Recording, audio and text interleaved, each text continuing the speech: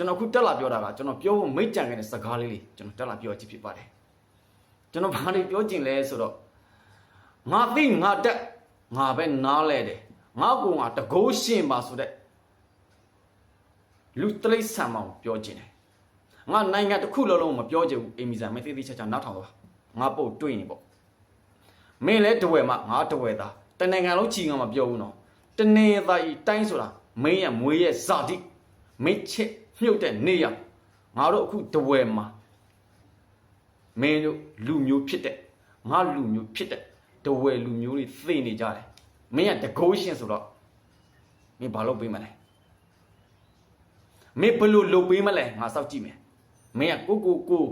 တကိုးရှင်ကြီးပါဆိုလို့ကြွကြော်ထားတဲ့ကောင်မဆိုတော့မင်းတော့သိတဲ့လူမရှိဘူးပေါ့နော်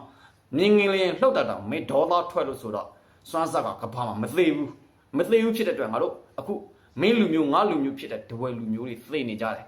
မင်းဘယ်လိုလုပ်ပေးမှလဲအခုမြင်ငယ်လို့တာဆိုတော့နိုင်ငံဆက်ကွာနော်ပြပမှလည်းသိကြတယ်ကွာမင်းလို့လဲလို့ပေါ့ကွာနော်မင်းပြောတဲ့စကားပေါ်မှာမူတည်ပြီးမင်းဒေါသထွက်လိုက်လို့အခုဆိုမင်းကငါတို့တနေတိုင်းမှာရှိတဲ့မင်းလဲဒဝဲလူမျိုးငါလဲဒဝဲလူမျိုးဖြစ်အောင်ဒဝဲလူမျိုးတွေသိနေကြတယ်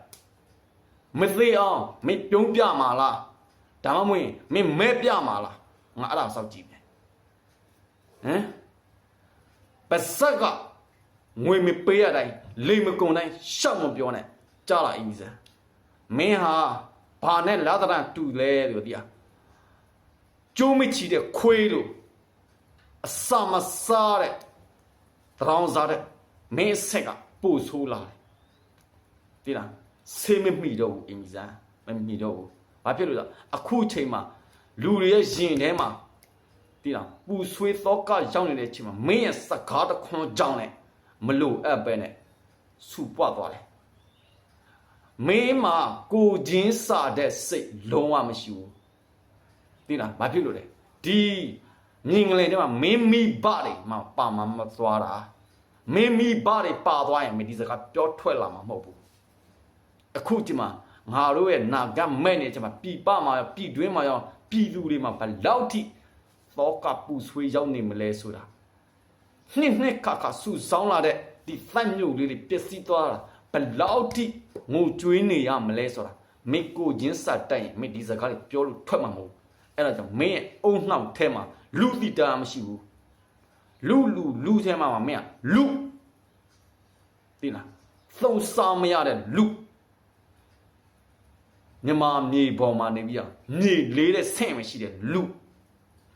အဲ့ဒါကြောင့်မင်းစကားကိုမင်းတောင်းယူပါပြည်သူတွေသက်သွေးချွေးသွေးမြေတွေကြားထားတာဟာလေ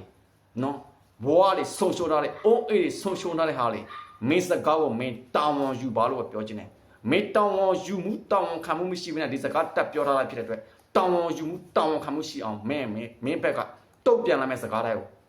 ငါစောက်ကြည့်နေမယ်သဘောပေါက်ဖို့လို့လိုတယ်နော်အေးမီဇန်